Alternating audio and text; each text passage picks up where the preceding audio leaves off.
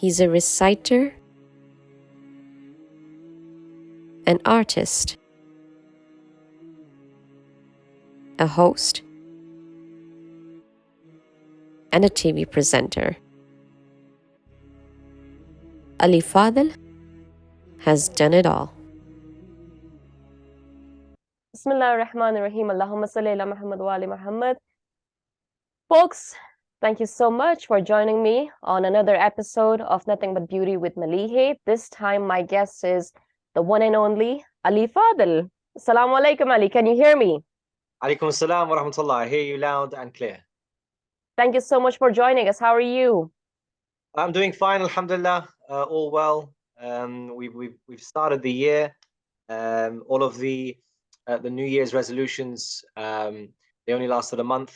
We're into February, and nothing lasted more than 4 or 5 weeks, as usual. But other than that, alhamdulillah, we're doing well. Looking forward to an exciting but challenging year, both for family and work and spirituality and majalis and programs and initiatives. So yeah, we're keeping busy, alhamdulillah. For sure, for sure. As long as we have the Ahlulbayt, we are good to go. Isn't that right? Okay, let's jump right into our topic, how to keep our youth on the path of the Ahlulbayt alayhi salam, especially our youth in the West. As a teacher myself and as a parent yourself, we both agree that this is a very, very, very extremely topic to discuss, especially in today's world. So, religion, it's a way of life. Personally, it's how I like to live my life. But a Pew Research Center survey in 2021 found out that 29% of young adults in the US said that they had no religious affiliation, which was an increase of 6 percentage points from 2016. You, mashallah, you're someone who interacts a lot with young adults, with the youth. What do you, in your experience, think causes the youth to leave the path of faith, especially of the Ahlulbayt alayhi salam? Yeah, Bismillah ar-Rahman ar-Rahim. Once again, thank you so much for having me on the show. Hopefully, what we deliver is of value to parents and the youth alike in what we say, and hopefully a lesson or two is learnt regarding our experiences, both yourself and myself. And I think if we break down the question just a bit in terms of, you mentioned things like US young adults. There's a certain percentage that have lost religion or not interested in religion, that they have no religious affiliation. Okay, cool. So I mean, just if you want to break that down, I guess, look, the USA is one country. Young adults could they could be Muslim, could not be Muslim, if you know what I mean. They could be Christian, Jewish, whatever. So I can only speak about my own personal background, where I grew up in, and that's the UK. In the UK, I'd probably say it's probably similar in terms of the statistics on the overall UK. However, for the population, especially myself, who is Iraqi, and I have mixed with different backgrounds, being Pakistani or Lebanese or the Khawaja community, we have to break that down and kind of really understand the history before we can understand why is this happening now and what steps to take in order to decrease that number, that percentage, so that people are a bit more religious or have religious affiliation. So for me personally in the UK, so with the Iraqi community, I'd say about 30 years ago, due to political situations, they had to leave their home country, leave the comfort of culture, of language, freedom of religion to a certain extent. Of course, in Iraq, you didn't have that freedom of expression, especially the freedom to practice your religious beliefs, especially Shia Muslims in Iraq. And so they had to flee the country. Most of the Iraqis that went to the UK went to the UK for a reason, and that is to either leave the country for their safety or find a new country that they are able to live a better life than they were living in Iraq. Most of the parents, if you ask them now, by the way, they would say, look, if it wasn't for certain political situations, they would have stayed in Iraq. Why would they? Why would anyone want to leave your hometown, your country, your culture, your religion? So coming to the UK, there are a couple of issues that happened. First and foremost, there was a culture barrier, then there was a language barrier, and so the parents, what they felt was that, look, we have to protect our youth and our young adults who are now coming into a society that we don't know about, into a religion that we're not really sure of, into a culture that we don't really know of. And so there are many, many different factors affecting their decision making. The decisions that they took, especially for my background, was to create a bubble. Now, this bubble was a very religious bubble. I would say a minority of a minority of a minority. If you think Muslims, you think Shia population, and then you think, from where I'm from, kind of Karbala'i, Najafi background, right? Okay. For them, they created. What did they do? They mimicked what they know. I don't blame them. That's what they know. They mimicked what they know and what they believed in Iraq, and they brought it to London.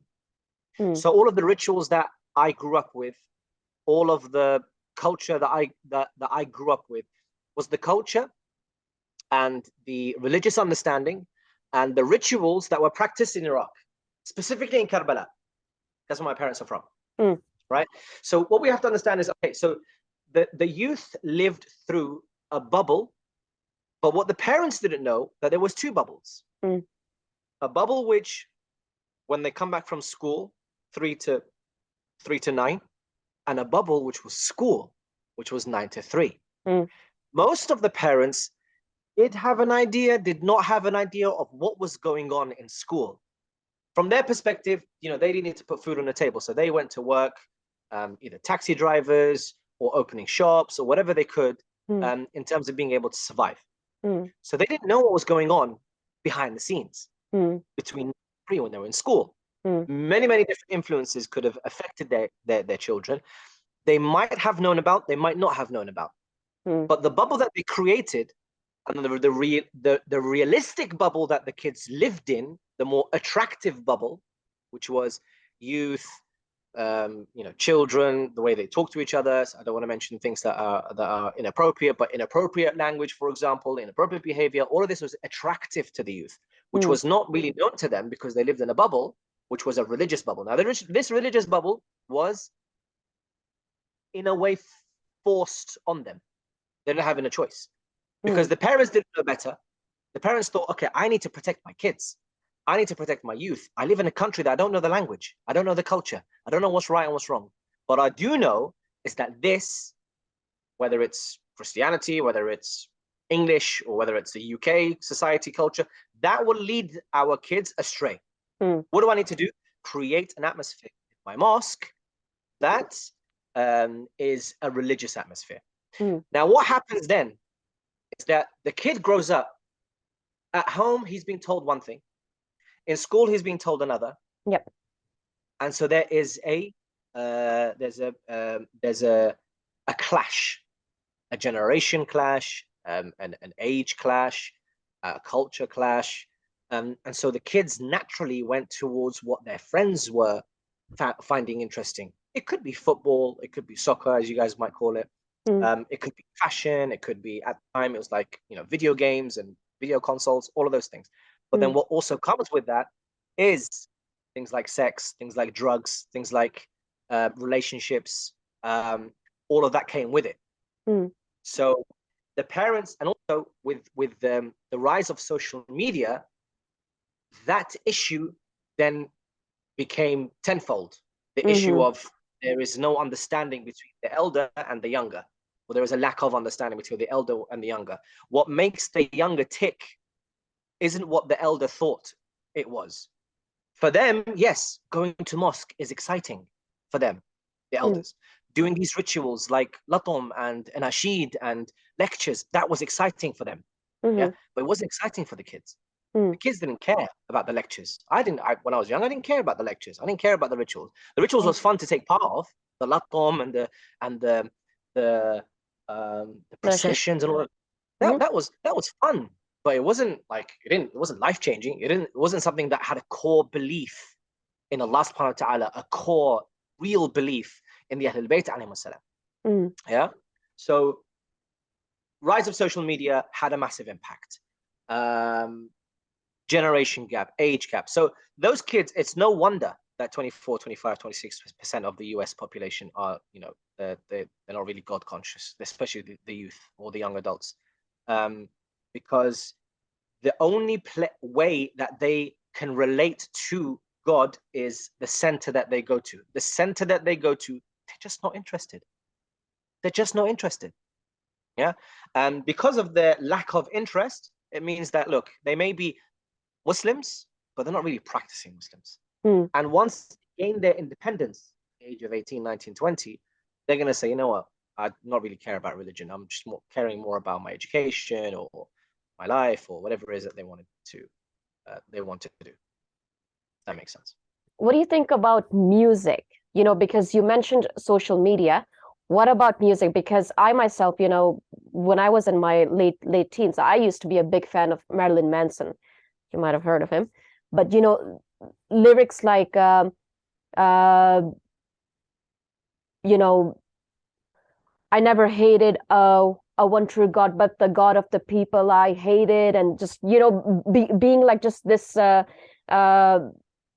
rebellious figure, like, see, I am rebelling, I am cool now, and whatnot. So, because you mentioned social media, so I'm just thinking that if we put music as well into this, then in what way do you think that affects our youth? And especially now with all the influencers and whatnot. Yeah, so look, back in my day, it was, I genuinely didn't know who was who and what was what. But, you think of rappers and the rise of pop music, and then the rise of what we call, I think the genre called in the UK called house and garage music, and then there was grime, and then there was many different genres that came out. Unfortunately, that was the education that our youth received in terms of how to live your life, in terms of not fearing anyone, in terms of being part of a gang, being part of a community. That community didn't fear anyone. That community was born on money and drugs and sex and women and all of that stuff. That is what was fed to our young adults. And this is all, I mean, if you think of it as part of a wider context, this is all kind of to do with the ghariza, the desire that a human being has. And music plays a massive role in that because it feeds that desire. It gives it a rhythm, it gives it a melody, it gives it poems, it gives it lyrics. All of these things that we associate being bad, the music and the drugs and the alcohol and all of that stuff, we associate. But what music did, it made it beautiful for these young adults, for them to really connect to, because the people that they looked up to were really into that field because they were making so much money, and there was cars, and there was fashion, and there was clothes, and there was women by their hands, and then there was the other element to it, which was the drugs and the alcohol and all of that. So that is all feeding the desire, the ghariza that a human being has. Now, what happens there is, because what happens now is they are fed religion, which is supposed to be tackling all of these issues. By teaching you to be able to control your desires, knowing what's right and what's wrong, what's truth and what's falsehood. But it wasn't given in a beautiful way, the same way that these influences were influencing our young adults. The influencers were giving it to them in a beautiful way. And for our young adults, they consume this day in, day out, day in, day out, day in, day out. Even I've noticed with some young adults, when they were younger, so pure, so innocent at 11, 12, as soon as they go through that period of change, both from the physical perspective, their bodies change, their hormones change. They wanted to test their strength. They wanted to test their bodies. So what happens then is this side is feeding them, give into your desire, go and chase that goal, go and chase that money no matter what happens, leave your morals to one side, these kind of things. But on the other side, how are we tackling that? The mosque wasn't giving it to them in a real beautiful way. The mosque was saying, sit down, be quiet, Allah subhanahu wa ta'ala is this, heaven is this, hell is this, Ahlulbayt said this, Imam Hussein cried, Imam Hussein fought in a battle, and all of these things. These are terms that it's not really feeding their desire. You know what I mean? The desire to control your, to control yourself, the desire to become close to Allah subhanahu wa ta'ala, that wasn't fed to them in a very beautiful way. And so music played a massive role. And then that kind of stemmed into social media, because now influencers have an influence on young adults. And therefore that's where you get the problem. And the problem arises where music, as we know it now, there are different genres, what's allowed, what's not allowed. The scholars have a difference of opinion and so on and so forth. But essentially, our kids, our young adults are being heavily influenced. I think probably 60-70% of their influence is through music, which is a staggering amount. So that has to be tackled. How do you tackle it? There are different ways, but we'll talk about that, inshallah. So please correct me if I'm wrong. So you're saying that first it was music, and now it's music in the form of a person, which is the influencers out there. Yeah. Because back in the day, we didn't know the lifestyle that these people had. We just heard their music on certain websites, and you had to download that music. We didn't hardly saw their face, maybe on a poster. That poster was on the website. But now the level of consuming is risen to such a level that we can see their lifestyle. It's as easy as an influencer just Snapchatting or Insta story, whatever it is, their day-to-day life, and they're showing them, look, here's my car, here's my house, here's my gym, here's my wife, here's my money, here's my this and that, right? Even to the other extent, look, here's my husband, for example. From a woman perspective, it's like, look at the shoes that I have, look at the bags that I have, this walk-in wardrobe, this makeup, this, all of that. Now we can see, we have a window to their lives.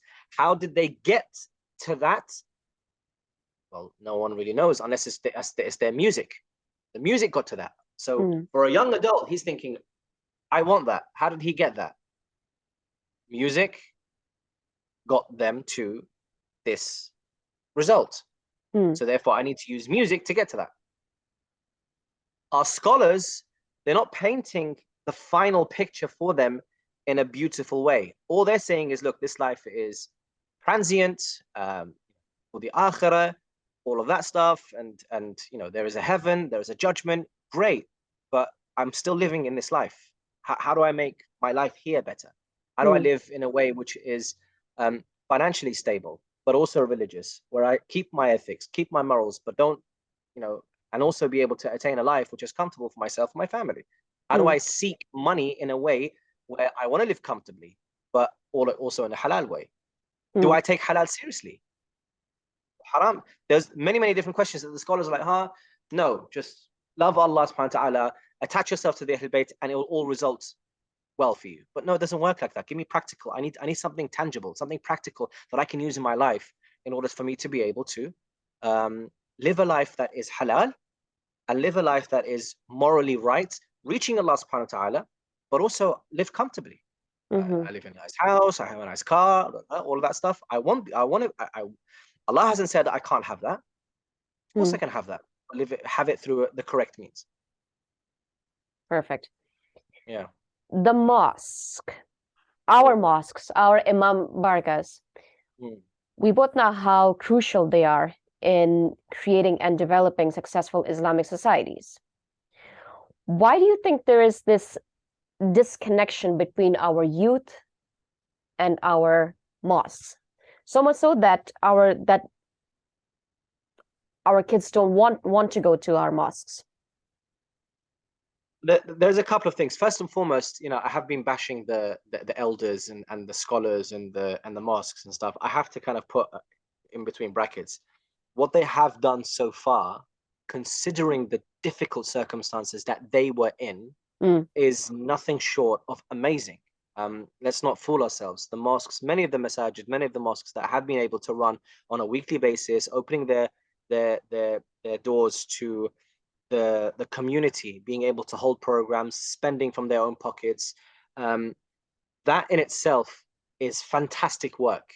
But what we're asking for as young adults, and for myself as well, who I've grown in a very, genuinely, I grew up in a community that was so specific to one area in Iraq, Karbala.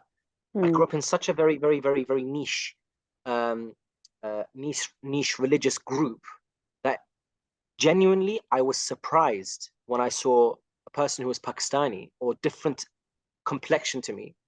He was Muslim, or even Shia. Forget Muslim. Forget Shia. Like a Muslim who was a different color to me was a massive surprise. This is because the community that I lived in, again, that bubble was so tight around me. It didn't allow me to go and see different communities. They said, well, don't go there because just in case, you might stray from the path. Now, what path? This is a Karbala Shi'i place. Don't go there because you'll stray from that path. But if these guys are believing in Imam Ali alayhi salam, like, there's a commonality between us. Anyway, so the mosques did fantastic work. Where the questions start to arise, one of the things that, look, I'll give you real life examples. I was young. I was doing some very small poems and recitations with my father, who's a sheikh. He's a scholar. He would go from house to house, reciting majalis, reciting in the name of the Ahlulbayt alayhi salam, lectures. So he took me with him a couple of times, and I used to copy a lot of Basim Karbala, Mulla Basim, famous Iraqi reciter. I used to copy everything. At home, I used to drive my parents up the wall because I loved listening to these tracks. And actually, this is where the whole music versus what is the alternative comes into play as well. But we'll talk about that, I think, later. So he took me to these programs, and once, twice, 3 times I liked it. So anyway, the main mosque, I felt, didn't give a position or high position of responsibility to the young adults, for them to be able to thrive in and be able to take up that responsibility and be able to develop through the mosque. I unfortunately had to go to another mosque in order to be able to be given that opportunity. I was young. I was reciting. Yes, I was young, but at least what I would say now is I'd give an opportunity to a youth in a program that isn't so high stakes, like Muharram, for example. Yeah, I understand. I appreciate it. There's a lot involved. There's a lot of pressure to get it right. There are thousands of people there, and so what you want to, the reciter has to do a fantastic job being able to orchestrate the latom and the anashid and all. I get that, but give me a smaller program. Give me a program where, for example, there's not many people, that I can be able to showcase what little talent that I may or may not have, right? Give me that. But that wasn't given. And so I think this is also a repetitive thing across all of the mosques. And anyone that I did speak to, it's the same thing. The elders didn't really give much of a chance to the youth. If they did, there were many conditions involved. Okay, we'll give you a place for you to have your youth talks, but you're not allowed to talk about this. You're not allowed to talk about that. You're not allowed to invite this person. You're not allowed to invite that person. You can't have an ashid. In some societies, some communities, you're not allowed to have clapping, for example. If you are going to do latom, you're not allowed to do 1, 2, and 3. So there are many different. Listen, I'm here. I'm interested in religion. I'm interested in faith. Allow me a place that I can gather all of the youth, gather all of the young adults, be able to have fun, enjoy, bring a speaker, let them in, let them speak about religion in a way that I can connect with, not a scholar who probably doesn't understand my language, doesn't understand how I communicate.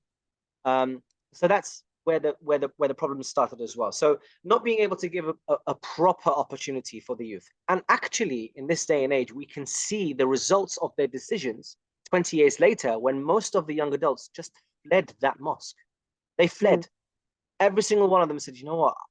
Look, I love this place. I grew up in this place, but I can't be able to connect to this place in a more administrative level, being able to be holding positions for the future of this mosque and where it's headed. No one's giving us that opportunity.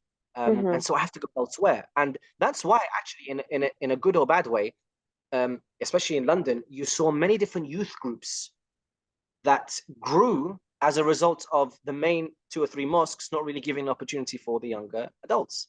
And so these youth groups thrived. They said, we're going to do things our way. We're going to do things not the proper way, but we're going to do things the exciting way, innovative way, still holding on to the faith. We're still connecting to the Ahlulbayt alayhim salam. Yeah, but we're going to do things the way that we want to do it. There's no elder that's going to say, no, you're allowed to do this, you're allowed to do that, based on what they think is right and wrong, based on them living in the 80s, 90s, and 2000s. We're now living in 2021, 2, 3, and we're going to go into 2030s, right? A lot has changed in the last 20 years. The elders have to understand that. And the youngsters, by the way, have to also appreciate the experience of the elders. They have to appreciate, for example, from an administrative level, how do you run a mosque? Some of these kids don't know. How do you run a mosque? What do you need to do? You need to have an imam, for example, salat times, majalis, speakers, food. There's loads of admin stuff that they need to understand. So the youth left the mosques. The mosques are now turning around saying, oh, youth, where are you? Need you back. And we're now saying, well, if you had given us a chance 10, 15 years ago, we wouldn't be in this position. Now, the point is, for the future, are we going to learn our lesson? Because technology is going to change. Now, for example, for myself, me personally, I'm 30, I think after 30, forget how old you are, 34, 35. And I'm now fearing that I'm going to follow in the footsteps of my elders by thinking that I know what's best for the young adults. I know what's best because I've lived in this generation. But in the last 10 years, technology has changed so much. Social media has changed so much. Are we as elders attuned to this? Sometimes, I'll be honest, sometimes when I do speak to the youth, I'm like, wow, I can't communicate. Like, what? They're speaking in English, but they're speaking a totally different language to me. And that makes me scared. Because then I'm thinking, wow, hold on, let me take a step back here. Let me really try and understand the culture of the youth now. Because there's going to be a divide. If we're not careful as elders, there's going to be another divide, as we saw 20 years ago with our elders. We're going to make the same mistakes. And that's why places like, I don't mean to plug Haraka here. No, please. That's why places like programs on a weekly basis, innovative, fun, religious, faith. If there's a Mawlud, we make sure we have the biggest fun. If there is a wafat, we make sure it's the most serious wafat, connecting to the martyrdom of the Ahlulbayt alayhim salam, right? We're all draped in black. We understand the majalis etiquette. The base is still there. And that, by the way, is a huge thank you to our elders. A huge thank you to the mosques that we grew up in. A massive thank you. At least they gave us that. They gave us that core belief of the etiquettes of a majlis, the etiquettes of a mimbar, which is the place where knowledge of the Ahlulbayt alayhim salam is disseminated. We're very, very careful. And most of the mosques as well, very careful as to who you put on the mimbar. Because that person is representing the Ahlulbayt alayhim salam. And that person disseminating the knowledge of the Ahlulbayt alayhim salam. And so that we have a responsibility as who we put up. So etiquettes of a majlis, we have it on point. If it's a fun, we have the raffles and the prizes and the quizzes and everything. So the kids are engaged. Kids aren't just in the back playing soccer or whatever it is. No, they're in the majlis. They're having fun with us. They're crying with us. They're clapping with us. They're doing everything with the elders, so that when they look towards the elder, they're like, wow, I want to be like that. Yep. 20 years ago, when I looked at the elders, like, I don't really want to be like that. Do you know what I mean? And not in a disrespectful. No. I get it.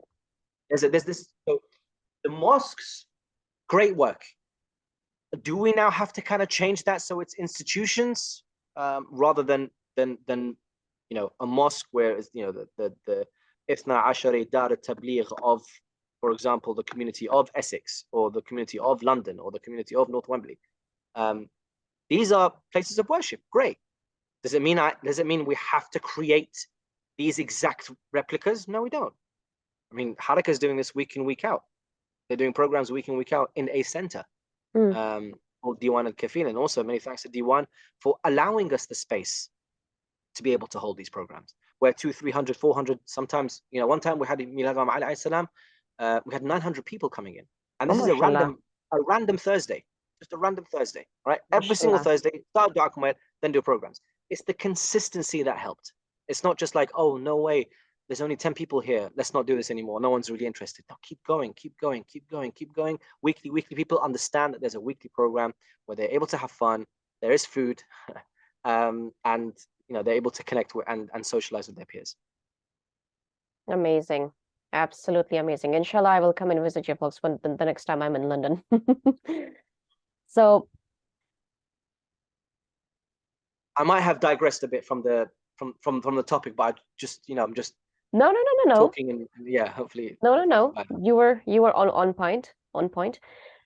Our elders are the pillars of our community. Mm. What are the consequences if the elders don't engage with the youth? What do you think happens? Is that something that can cause the youth to be like, you know what? The hell with you, the hell with your faith, I'm out, sayonara. Yeah, I mean, look, we've seen, we've heard, we know people that know people, and the word spreads very quickly within communities of.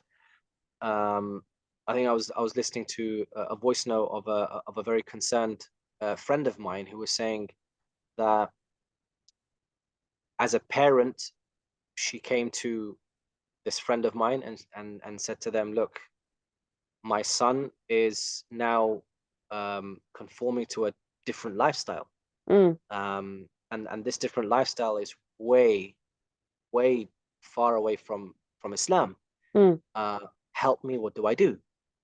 So there are many questions. Of course, you can't start blaming the parents straight away and say, oh, you should be looking after your son, you should be looking after your daughter. At the same time, you can't be blaming the children and saying, you guys, you should have a bit more faith, and trying to throw the book of Allah subhanahu wa ta'ala on them, mm, and saying, look, here you go, be better Muslims, or mm, come back to the path. It just doesn't work like that. There are ways in terms of engaging with young adults who have chosen different lifestyles. And so the divide happens due to a number of things. In my, again, and I'm not qualified at all to be speaking on behalf of the religion, but just in my experience and when I've spoken to adults, and I've seen parents who do well for their kids, and I've seen parents who are, they could do better for their children. That's just having an active role in your child's life. mm, Doesn't mean controlling every aspect of what they do and what they say, and who they meet and where they go, but just being active. What I mean by active is even from a young age, being interested in the silly little drawings that they have, mm, being interested in the bricks that they put together, mm, even showing fake interest. I know you're tired, and I know you've come back from work, and I know that there are many different things that could be affecting you, that mm, could be stressing you out. But just having that active role in knowing, for example, what your kids get up to in school, and when they come back home, asking them, what was your teacher like, and naming that teacher, just very simple stuff. So what then resonates with them is that my father is aware of my life, mm, my mother is aware of my life. And that has to continue and grow as they grow older, because once they reach the age of 9, 10, 11, if there isn't that strong bond where the child feels safe telling you things, not being scared, and that's where discipline comes into play, where the child feels safe telling you how they feel, not what you want them to say. For example, you might tell the child, don't do that, this is bad for you. And the child would say, okay, I won't do it. But behind closed doors, they might do it, because a child wants to test boundaries. They will keep on testing boundaries until they get what they want. So at the age of 9, 10, 11, 12, 13, that very critical and sensitive age, if you haven't created that bond, then this person is going to be influenced by the nearest thing closest to them, and that's social media, right? Or their friends in school, or their teachers in school, or their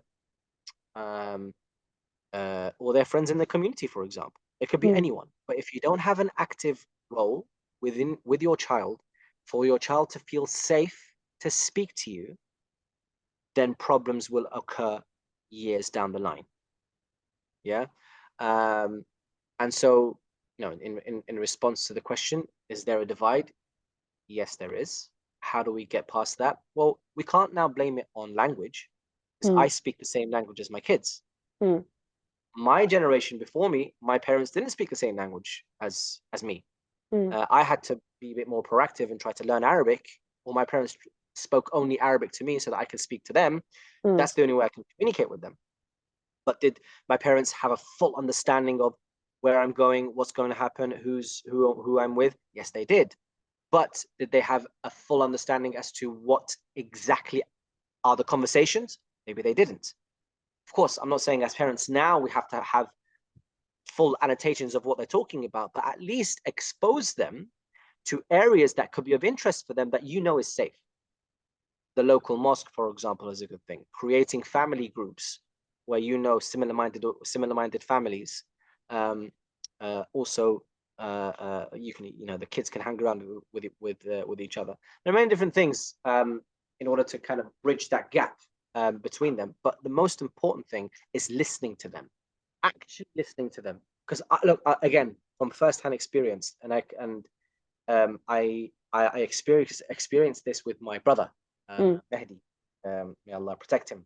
Mehdi, I lived when I was in my parents' house. I lived with him. He is, how old is he now? 21, something like that. I lived with him from the moment he was born up until the age of 12, 13. Okay. I've been married for that long, something like that. Anyway, so the age of when he was a child up until a toddler, up until the age of 10, 11, 12, I was with him all the time. He was very heavily influenced by me. Football, the mosque, religion. He would follow me everywhere. I would be very interested in his life. I had this way of like, not discipline, but I was like very stern with him sometimes. He knows when I'm serious, and he knows when I'm joking. And so I kind of practiced being a parent, although my parents were still very active in his life, but I practiced being a parent around him. My parents said to me, listen, you're the one that he can relate to. Like we can try and relate to him, but you dress like him, he wants to dress like you, he wants to go out places that you go out. So try and influence him in that way. So I would have that kind of the brother role, but also kind of the half parent role as well. Of course, I knew his language, so I could speak his language. Then I noticed things changed at the age of like 11, 12, 13. I did notice that change. He started to become a bit more rebellious. Where I used to tell him, Mehdi, stop saying that. You shouldn't be saying that. He'd be like, no, why? Once, twice, 3 times, 4 times. Then I realized, okay, take a step back now. This whole authoritarian role that I used to have, where I tell him, Mehdi, do this, he'll do it. Mehdi, go there, he'll do it. Mehdi, stop saying this, he'll stop saying this. All of that I used to have with him doesn't work anymore. You now have to respect him as a young adult. But as an older, this is the problem that elders have. The culture is that if I say something, it goes. It happens. That's the culture that I grew up in.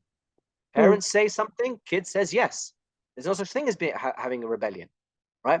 But because I'm not his parents and I noticed that rebellion, I'm like, let me take a step back here.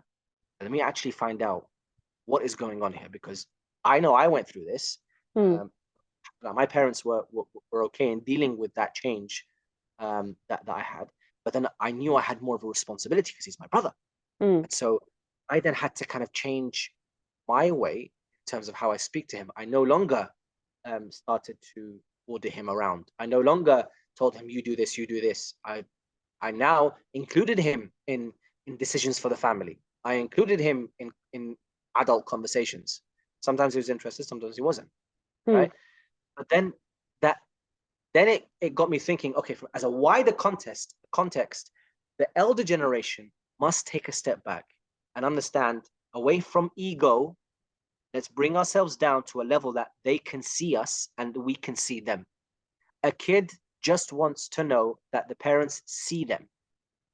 Yeah, I understand how you feel. I understand that you may be feeling this way. Let's have an open dialogue with the young children. Find out what it is that's influencing them. Just find out from them. What we think influences them is very different to what they actually tell us is influencing them. Yeah. So that's the way we can bridge that gap between the elders and the younger generation. I think that you touched a very, very, very important point when you said that the elders should be there to listen and not just be like, boom, boom, boom, boom, boom. Because, and I'm sorry if I'm digressing, but I find that, you know, even from my own experience, and this is something that I want to say to all of my viewers out there, you know, I've had some elders reach out to me and tell me that the youth in their family, they have left Islam or they are thinking of leaving Islam. What should we do? And the first thing that I say is, don't say a single word to them. Listen to what they have to say, because that's what no one does. Because the more you go, well, you are this, you are this, you are this, you are that, you never know that you being authoritarian, as you worded it, that can motivate that young person to rebel even more, and just be like, you know what, no one is my master, I will do what I want to do and whatnot. So that is something that I really, really, really want my audience to know. And correct me if I'm wrong. I'm sorry if it's quite personal, you don't really want people to know, but from the conversations, yeah, from the conversations that we had, you know, behind the scenes. Yep. I understand that obviously you kind of left Islam. Yep. I went to a different religion, and then from there, I think it was another religion, and then you came back to Islam or something. Yeah. But at the time where you were questioning Islam and questioning your beliefs, I know in hindsight we can't say yes or no, but like, what method would you have appreciated if you had those questions around your belief? What method would you have appreciated that maybe could have kept you on this path of Islam? I would have appreciated it if my questions were answered rather than judged.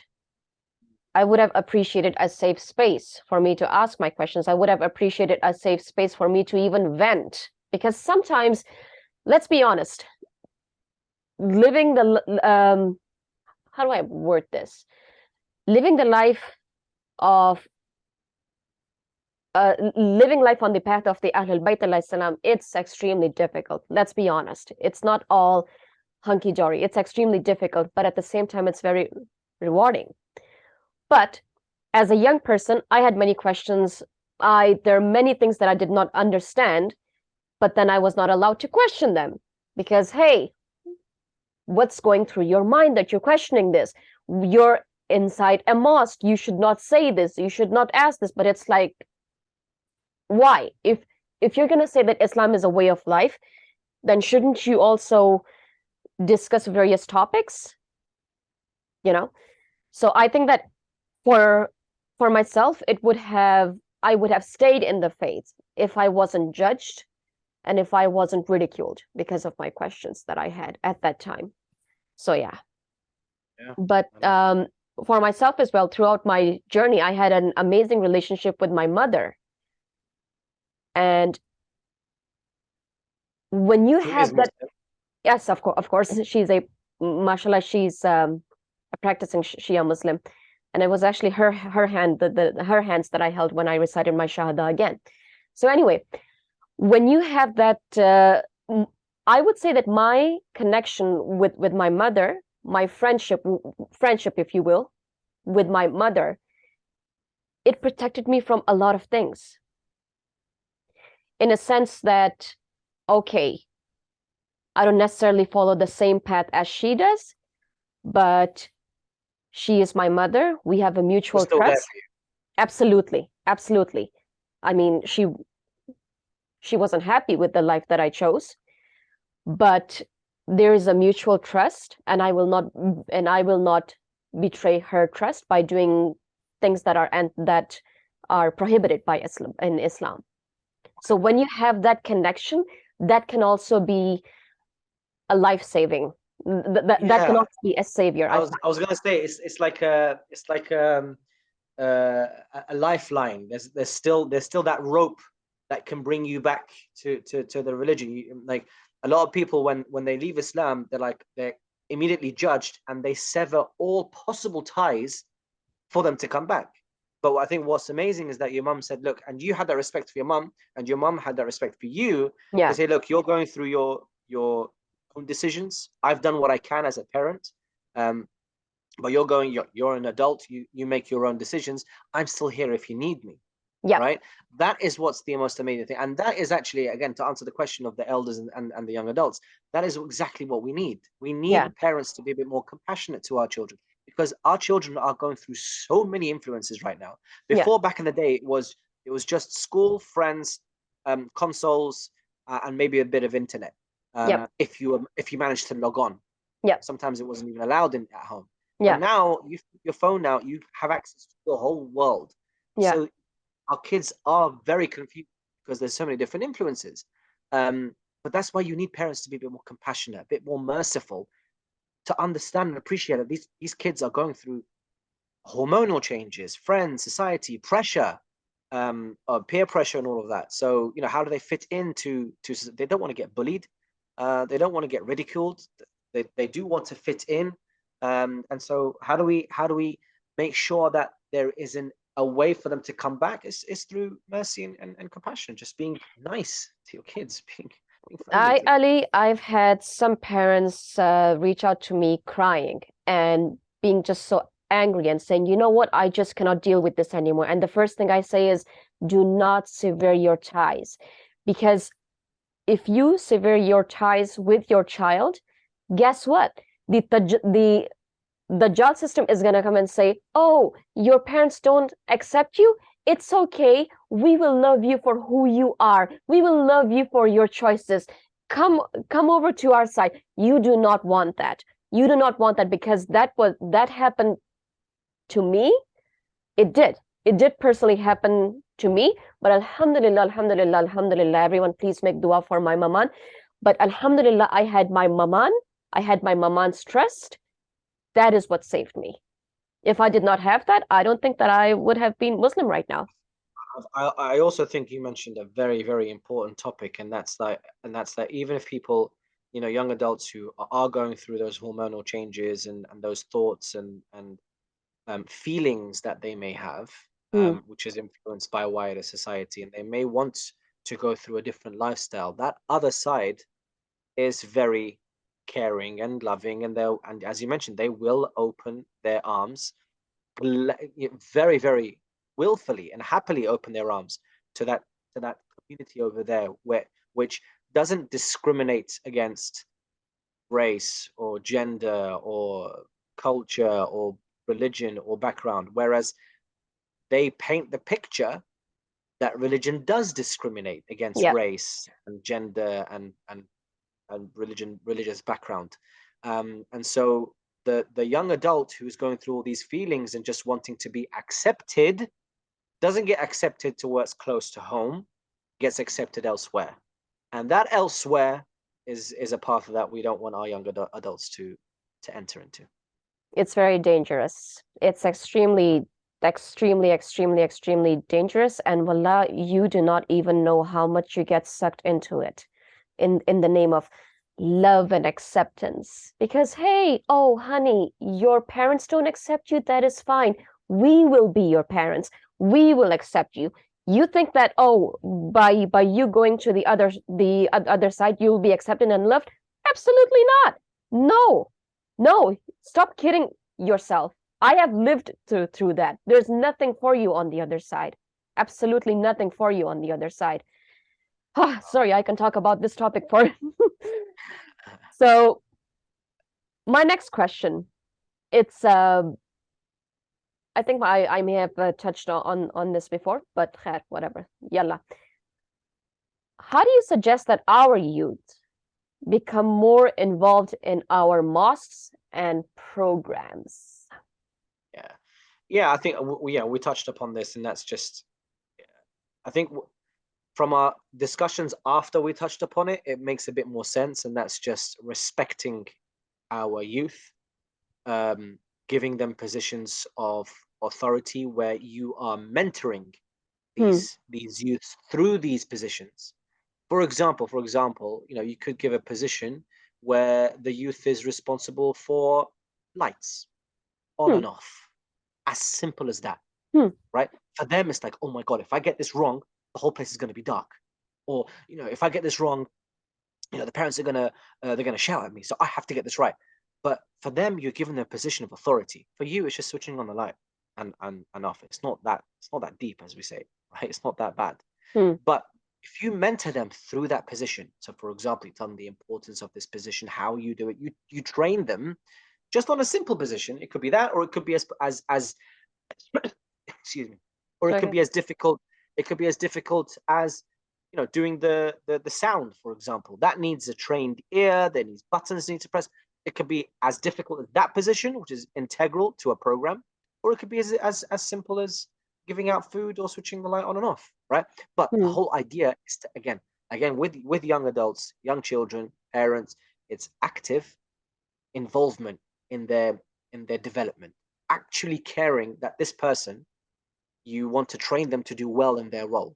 Okay, now if you amplify that, you want them to become ambassadors of Islam, integrating within society, being proud of their religion, proud of their faith, equipped with ways to deal with these discussions that they have with the other not opposing, but different influences out there. And you want them to be able to become successful both in life and successful in the hereafter. For you to do that, you have to have a genuine care as parents, as mosques, as programs. You have to have an active and genuine interest for the next generation. Haraka actually came about, again, I allude back to Haraka. Haraka came about because 4 of us were sitting down in a cafe one time. We all have kids. And there were some stories of like drugs in our local community, of weed, for example, in our local mosques, and how the parents don't know what's going on, and this kid is doing that, and this kid is doing that. And we're like, am I going to send my children to this place? Do I want to send my children to this place? Or should we not just create something of our own? No one can hold us back. No one can tell you you can't create something. No one can tell you you can't create a program in the name of the Ahlulbayt alayhi salam. And that is how Haraka was born.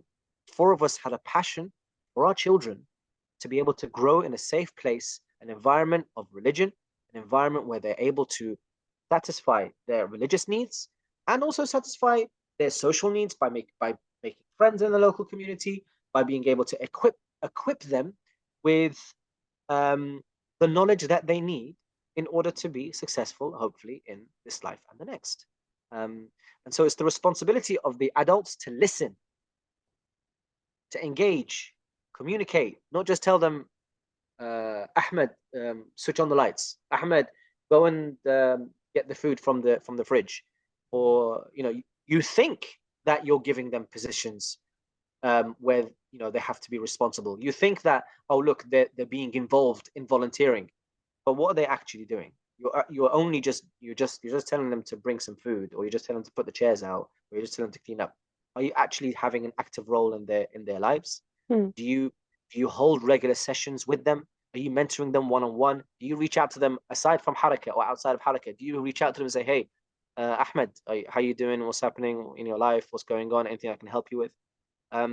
You never know. This person who is volunteering in Haraka maybe just wants a place to go because his parents or his household is very toxic, and he needs a place to go, and so he tells his mom, "Look, I'm going to the mosque," and she'll be like, "Okay, go to the mosque.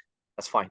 Right? He just needs a place to go. Maybe he just needs that phone call to say, "Look, are you okay?" And he'd be like, "No, I'm not okay. I need help." You never know. You generally never know what could any person be going through, right?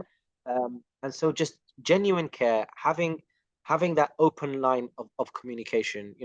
Myself again, I not just keep referring to myself, but the Haraka guys, they have an open group, WhatsApp volunteers and the elders, at us as the elders, and we constantly have conversations between ourselves. What's going on, the latest football scores, all of these conversations.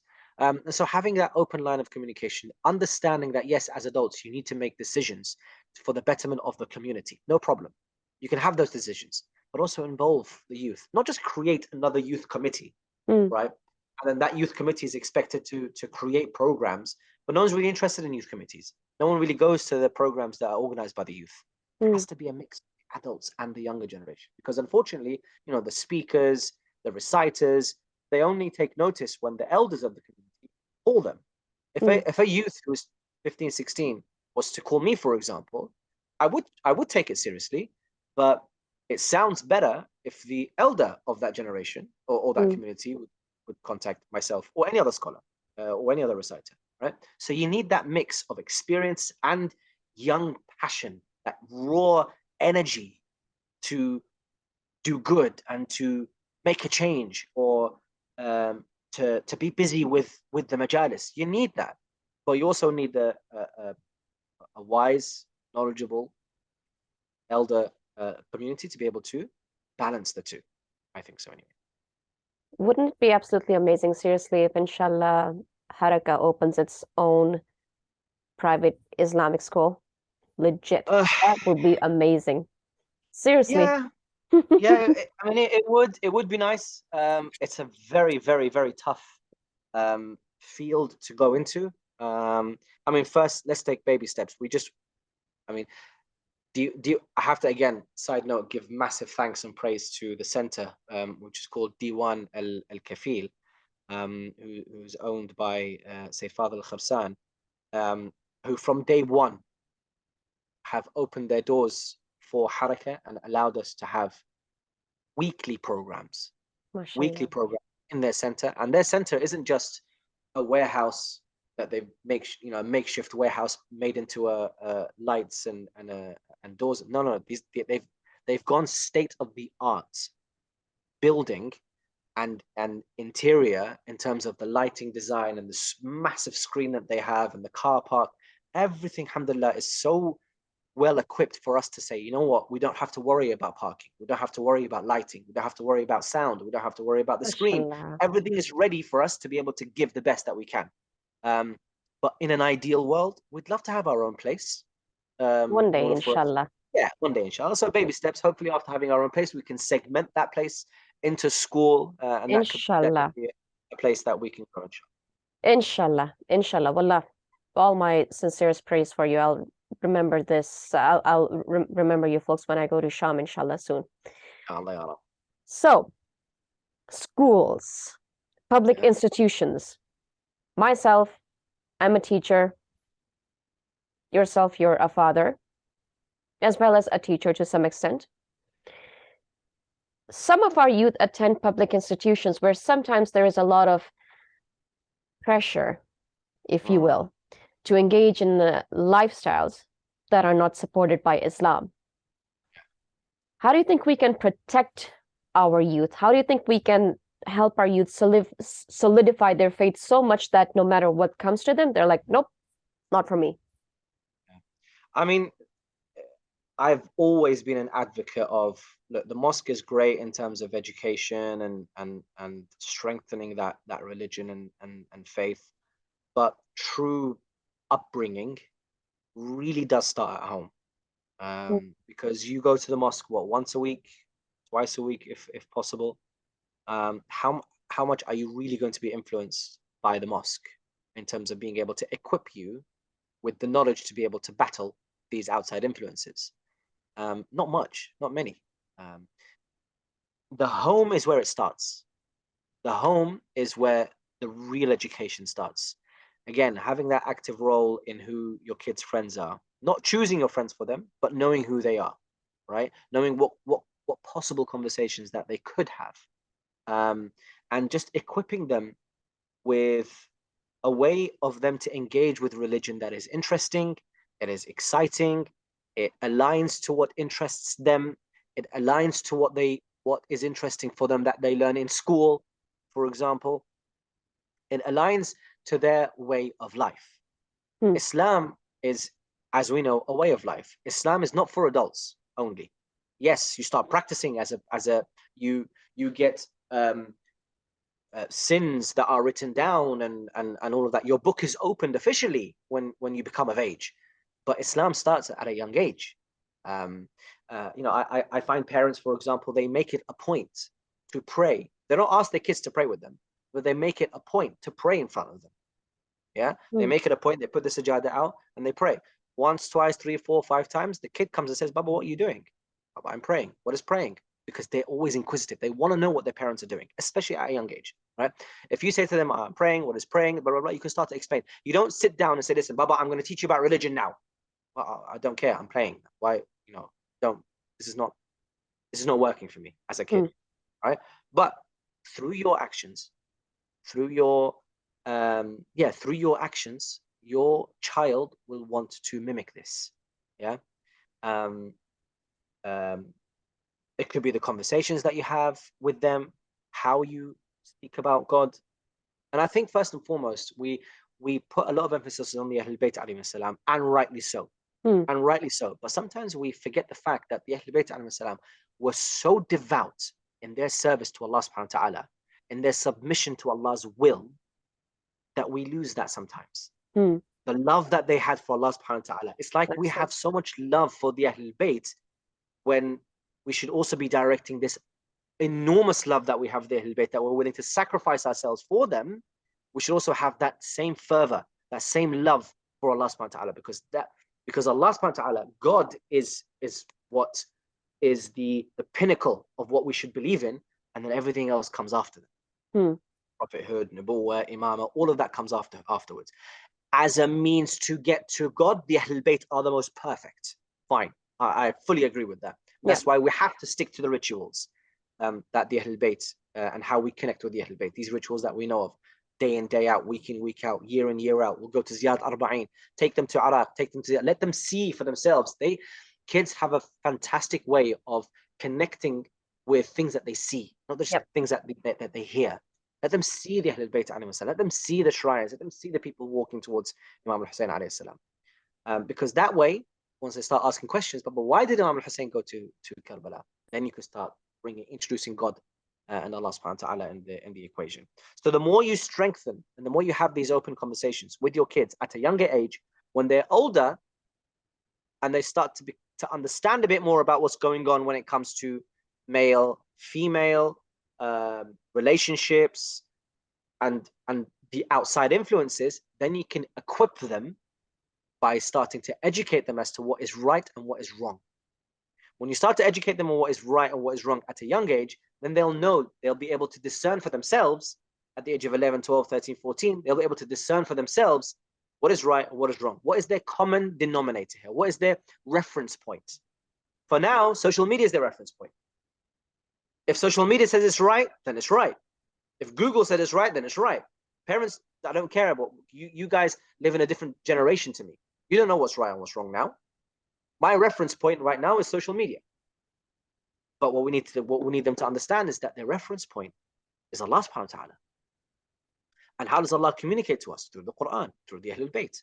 Why? Because the Prophet has said so. I leave behind the Ahlul Bayt and the Quran. You need one and the other. They have to be the reference point to what is right and what is wrong and how we live our life. There is a whole world of wisdom and tangible, practical tips on how to live your life in this day and age. Not just 14th century ago, but in this day and age. There are practical ways that the Ahlul Bayt have given to us, bit by bit, part by part, age by age, year by year. 0 to 7, this is how you speak to your kids. 7 to 14, this is how you speak to your kids. 14 to 21, this is how you speak to your young adults. They've given us that. Do we take that on board? That's another question. So in order for them to be able to fight, and I really say fight, not just be apologetic for who you are and apologetic to people's feelings. I also have feelings. I also have emotions. I also have alignments. Yeah. I also have my opinion. I also have my reference point. You have yours. That's fantastic. That is great. You can live your life. Yeah. But don't force your way of life and your lifestyle on me. That's not fair, because then I can force my lifestyle and my way of thinking on you. The problem now, in a more practical sense, is that law has come into this. So governments have now decided that this way of thinking is now law. If you refuse it, you go against the law. And if you go against the law, then criminal proceedings will be made against you. Criminal proceedings made against you means that you're not going to have a successful life. Because here in the UK, for example, if there's any kind of discrimination towards any type of background, then job opportunities are at risk. Freedom of religion is at risk. Freedom of expression is at risk. And so there are ways that we have to fight this, but using their terminology, using their way of marketing and influencing. We have to fight fire with fire. It's enough of being apologetic for what we believe in, and we have to stand up for what we think is right and wrong. But again, that in this day and age, if you do get up and say, I don't believe in this, you're going to get into trouble. So there have to be different ways. Now, our kids don't understand this. So if our kids, and we tell our kids, no, this is wrong, wrong, wrong, wrong, wrong, they're going to go to school and they're going to say, this is wrong, wrong, wrong, wrong, wrong. Then they're going to get into trouble. If they get into trouble, we get into trouble. If we get into trouble as parents, then it's all over. So we have to find a way that I'm still finding myself with discussions with peers and discussions with my colleagues and those who I work with. We're still finding ways to be able to tackle this in order to protect our kids from this way of life or these lifestyles that in the long run is very dangerous for them. Amazingly said, Ali. Amazingly said. I myself have a lot to share, but that's going to take a full day for me to talk.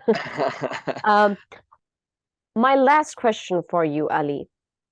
This kind of relates to my previous question to you. As long as it's not hurting anyone, why is it a problem? Is an argument that I myself have often heard from young people, especially from young Shias. My question is, how can we make sure that as parents and elders, we install so much Islamic values into our youth that they don't compromise their values and beliefs in the name of humanity? Yeah. Well, I mean, Tough one. yeah, it is in a way, and I think I alluded to this in some of the previous answers. And I'm a firm believer that education, religion, all of that starts at home. And what I mean by starts at home, you have to be, as a parent, conscious that your actions, what you say, how you say it, will have a major influence on your kids. So for example, it could be as simple as YouTube, right? And there are certain cartoons on YouTube or certain videos on YouTube that's just full on music, but because there's a cartoon behind it, right, it seems to be okay.